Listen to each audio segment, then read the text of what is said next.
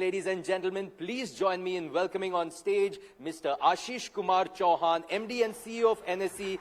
And to lead the conversation, I'd like to invite Mihir Bhatt, Managing Editor, Times Network, and Chief Business Officer, Times Influence. Round of applause for Mr. Chauhan and Mihir. Thank you, Sumit. And Chinmay, that was a wonderful presentation, very informative. Thank you for that. That sort of sets the tone for this conversation. Sir, thank you so much for joining us. India won Champions Trophy yesterday, and you are champion of financial markets in India. So give a huge round of applause to India's victory also. Sir, I want to start with a very basic thing. You know, you have been part of an ecosystem which has constantly worked on the improvement of MSME and SME sector in India, right from designing the mechanism for them to list, to actually go ahead and launch a platform where it helps an SME to raise money from capital markets. You have covered a very long journey, even on the MSME front. What are your key takeaways today in this evolutionary process where Indian markets stand when it comes to ease of raising capital for SMEs and MSMEs? Thank you for calling me, and congratulations to all the winners. The MSMEs is a wide spectrum. When you start on your own, I think as Mr. Doble said, to having even 5,000 people employed, and you will still call yourself MSME. So it's a very wide spectrum. And when we grew up, almost 55, 60 years back, nobody wanted to be an entrepreneur because people did not have capital. But in a way, the technology also didn't allow most people to become entrepreneurs. We had to, if you are good, you have to study and become employees or take government jobs. And I think that probably that tradition continues. People want government jobs. But overall, there's been large change in terms of how the world behaves. Slowly the technology changed and it allowed a smaller businessmen to come up. Earlier, if you had to set up a textile mills, you had to have processing, weaving, spinning, everything together, which used to be called composite mill. And then later on came the sort of small looms, which were to be done even in your house. And that changed the game. And that's where the technology, for me, is the fundamental change that happens to the world. And I'm an engineer by training. So, and I have tried to be an entrepreneur many times and failed many times. So in some ways, I speak from experience of an SME entrepreneur who has failed many times. And it's still, in some ways, when you are an entrepreneur, earlier also you had to ask for a bank loan and they'll say, where is the collateral, which they still do. And they should, because ultimately they have a responsibility to take the money back. But you don't have the equity. Most of us, even today, wouldn't have equity. And that's where the markets can help. And so when we were young, nobody would fund you because none of relatives or friends or other people also had money. Capital was starved, sort of India was capital starved. Today, there are few people who have money, and then you have markets. Today, 11 crore investors are registered with NSE and with 21 crore accounts. And they are willing to fund your dreams. So when you want to go and say, I have this business running and is having, say, 3-4 crore turnover, 2-3 crore market cap, and also 2-3 crore net worth, and you say, I want to now raise it to 200 crores and I require so much of equity so that I can go and borrow so much of debt. That's where the markets come in. And today there are 11 crore Indians. In fact, in stock market, it's anomalous that India has such a large market, because the capital market theory says that only rich people invest because they save and then they invest in other people. But poor countries do not have a tradition of saving nor investing, because poor people save a little or almost nothing. And if they save, they don't trust their brothers also. How will they trust somebody sitting 3,000 kilometers away and put money in that? And so India, with very thriving capital markets, even for SMEs, is an anomalous situation. But it has happened, and now it's a what I call it's a great situation for most of the people who want to become entrepreneurs, and that's why they should come to the market. India is willing to sort of fund your dreams, and of course, they are your partners once you take the money from them. And I would, of course, request all the entrepreneurs who take money, saying that take it very seriously. When it's your money, it's sort of, if you lose, it's fine. But if you take some other people's money, you are much more responsible. Right. Sir, we keep referring to this term ease of doing business, and I want to extend this term when it comes to capital markets, and maybe you can actually throw some light in terms of ease of listing. And Chinmay also referred to the whole mechanism of due diligence, and obviously it should be there, but do you think there is a scope to improve that part and maybe make it a little more easier, looking at the concentration of the low value MSMEs in the overall ecosystem? The overall, I think there are 6.5, 7 crore total MSMEs, but most of them are not even micro. It's like below micro, one man or two man shops. The ones which are slightly larger, they are in the range of 70,000 to 1 lakh. We have now between two exchanges around 1,100 companies listed on the SME platform. Some of them have, I think 20% have gone to the main board, but 800 are still remaining in the small boards, which basically they have listed recently. And so, in some ways, anyone wanting to list today, compared to say what was there 20 years back, today it's very easy to list. But you need to comply because you are taking money from people who are unknown to you. When you come to the market, I mean, when you go to the bank, they appraise you, they figure out, they come to your plants, check with your suppliers, check with your customers, check the market data and stuff like that. But an investor who is sitting like very far, she is putting 1,000 rupees or 5,000 rupees in your business. She doesn't have that capability, right? And so the requirements are generally much stringent than even a bank loan would be. But banks also cover themselves with the collateral. Well, as in equities, it is not so. At the same time, today, if you think you want to list, and you have all the data and all the paperwork ready, you should be able to list on SME market within 3 to 6 months, which is quite a change vis-a-vis even a main board company today. A main board company would take a year to list from idea to execution earliest. An SME company will take 3 months. So in a way, SMEs have a head start to do the listing. The compliances are now much easier. Earlier, when GST was not there, or automatic even income tax or TDS was not there, people were trying to save taxes, and that's why they didn't want to go to markets. Today, and most of them used to have 2 books, one for showing to authorities, one for personal consumption. Today, I think with GST, all these things are gone. So you have all the data. You should be able to go to list if you think you have a plan, you have a business, and you want to make it big. If you want to remain the same, don't come to the market. See, I mean, for me, I tell everyone that what is the difference or what is common between, say, Dhirubhai Ambani, Ratan Tata, Narayan Murthy, Nandan Nilekani, is that they became billionaires because they listed on NSE.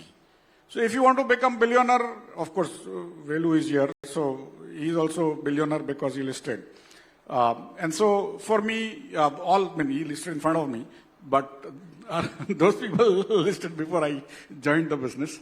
But effectively for me, it's important that you want to have a plan, you want to grow, you want to become billionaire, come and list, right? And then that will make you disciplined from day one. And everywhere, the tough part is actually in thinking. Once you have decided that you want to do it, and you are a true entrepreneur, you will do it. Right. I would like to refer to Chinmay's presentation, the first slide which he presented. While obviously, one can look at it as a great opportunity because in terms of employment, the MSME sector plays a very vital role, employing more than 60%, generating more than 60% employment in the country. If you look at the value addition or the productivity, we are still somewhere at the bottom.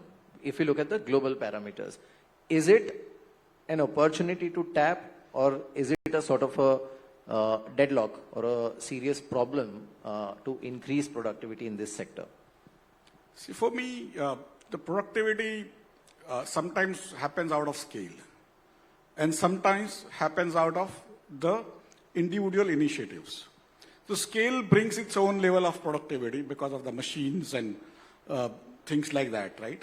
And the individual initiatives bring the new level of productivity by creating more sort of varieties, newer ways of doing things. And today, the place where we are in technology, whether it is in AI, 3D printing, robotics, or many other areas, biosciences, and things like that, you will see that everyone will be able to do same thing very easily. How do you get that extra zing into that? And that's why, for me, in fact, many people think today, I think somebody said, probably Shamat or somebody, saying, it's time where single person enterprise now will be $1 billion.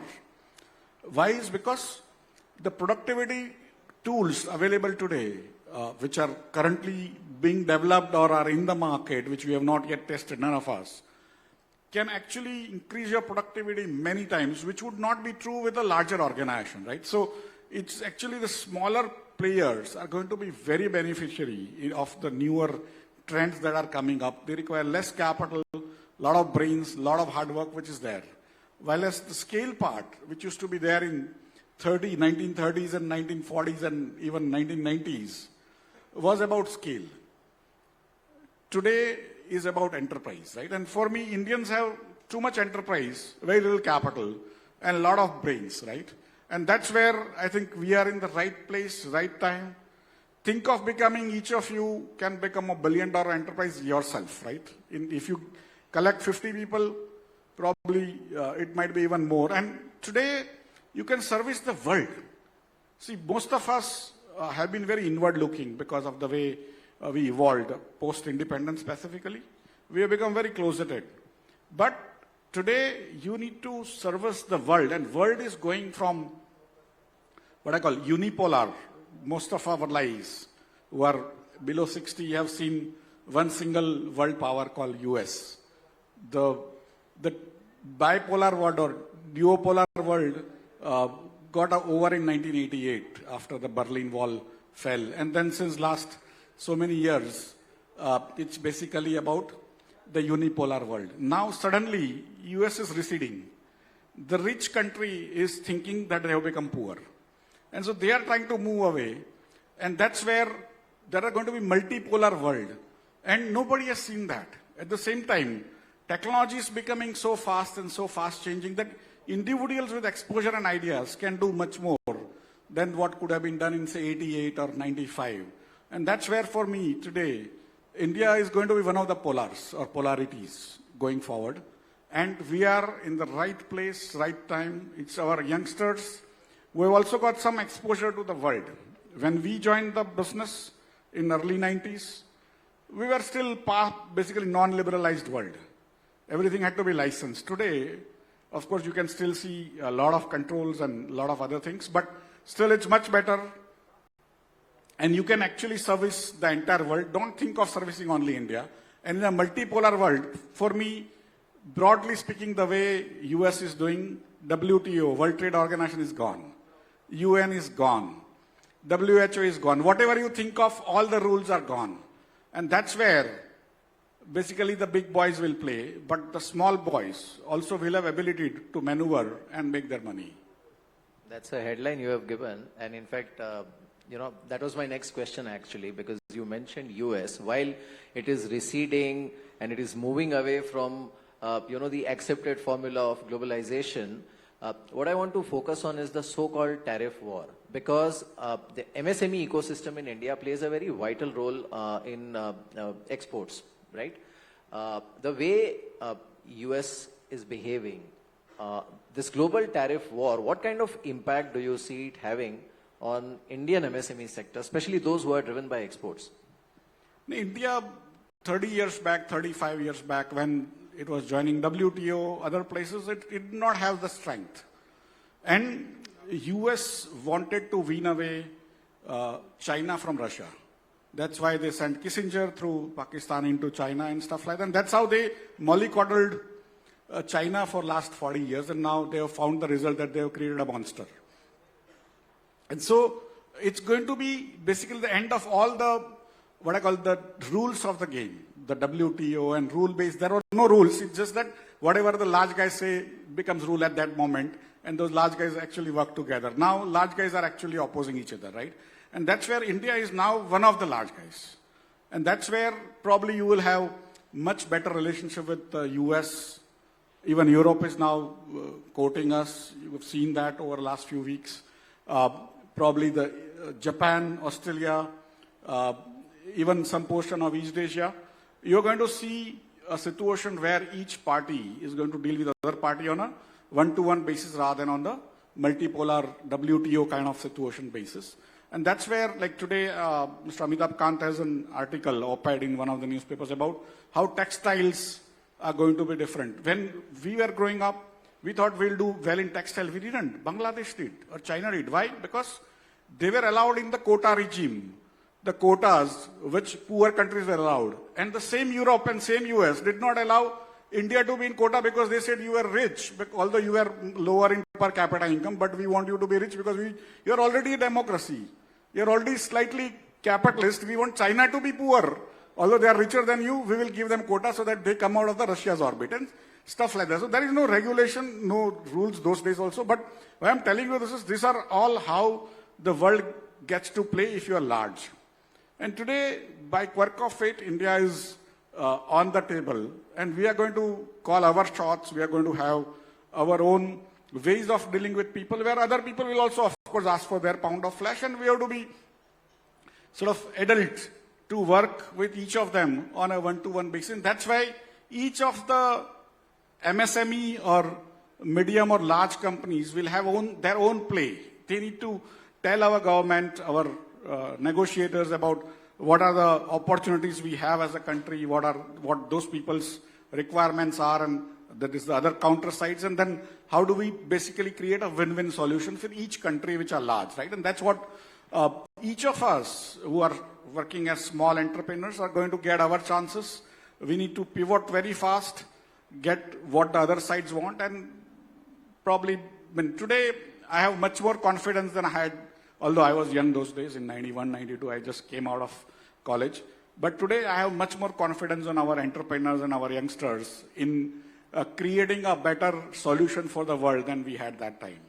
Right. So are you somewhere saying our theme also for this year's awards is that how the MSMEs can be powered to global stage? Are you saying that it is technology, entrepreneurship and skill which is going to power Indian entrepreneurs to global stage in a sort of constantly changing scenario? Absolutely. And also in addition to that, exposure to the world and the network. These two, where we were lacking completely in 91. We were so inward looking that around the world in $8 was the theme, right? Today, many youngsters have gone abroad, they've come back, their parents have gone abroad, come back. They know how the world behaves, what are the cultural issues.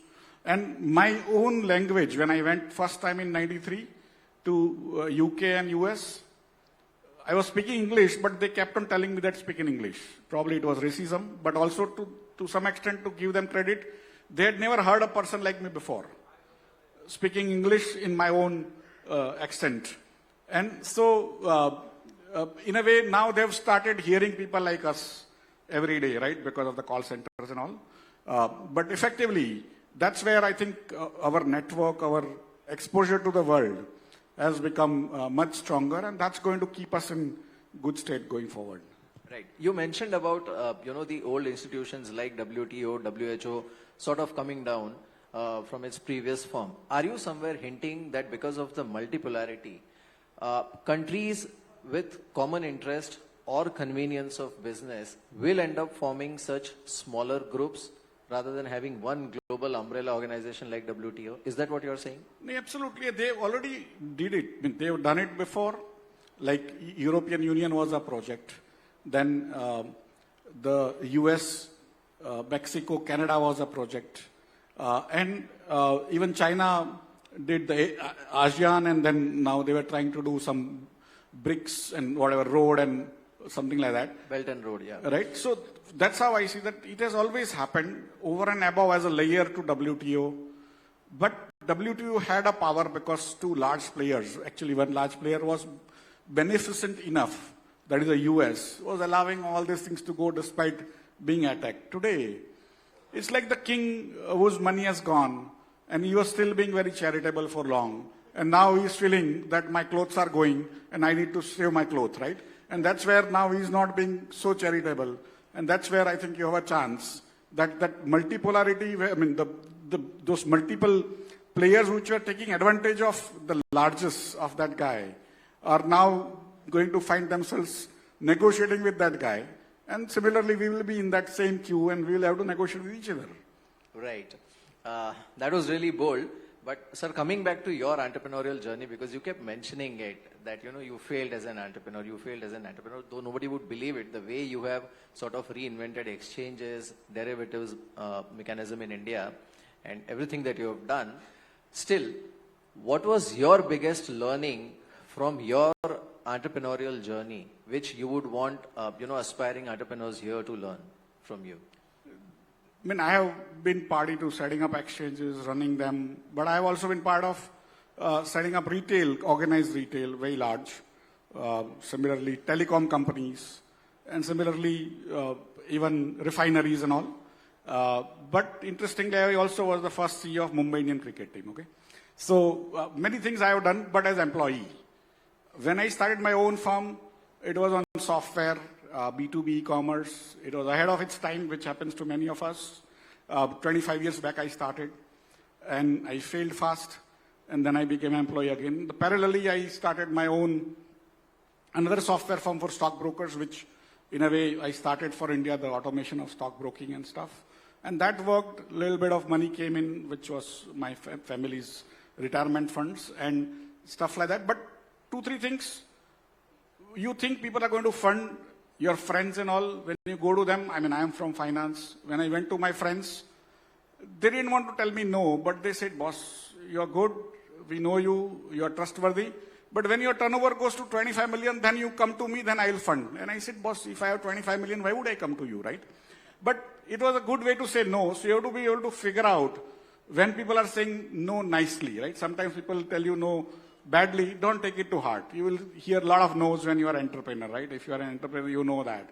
The second thing is to stay grounded. You can't believe in your own bluff. You may be optimistic, which you must be, otherwise you can't be entrepreneur, right? You have to be sort of optimistic that tomorrow will be better than today. Next second will be better than just now, right? And that's why you keep on running, waking up every day and running hard and fast. But still you have to be grounded, saying something is not working, then you need to stop. Otherwise, you're going to go farther and create more losses for yourself, right? So not believing in your bluff, you may want to market it to others, but you need to be grounded to figure out that let's sort of continue to compare with reality and come back to reality all the time. Right. Candid as ever. Thank you so much, Ashish sir, for joining us here. I know you have a flight to catch, but please give him a huge round of applause. Thank you. Thank you, Mihir. Thank you, Mr. Chauhan. May I request you to please stay on for just a short while longer. I'd also like to invite up on stage the COO of News Broadcast Business of Times Network, Mr. Varun Kohli, to please join Mr. Chauhan and Mihir up on stage. Now, ladies and gentlemen, Mr. Chauhan has played a pivotal role in launching numerous platforms, opening crucial funding avenues for small and medium enterprises and enabling them to access capital markets. Under his leadership, both BSE and NSE have championed financial inclusion, deepened market participation and strengthened India's position as a global financial hub. For his contribution to the markets and small business empowerment, we'd like to present the much-deserved special recognition in outstanding leadership in SME growth and financial markets to Mr. Ashishkumar Chauhan. Let's keep that applause going, ladies and gentlemen. Thank you so much, sir. Thank you, Mihir. Thank you, Varun, for that.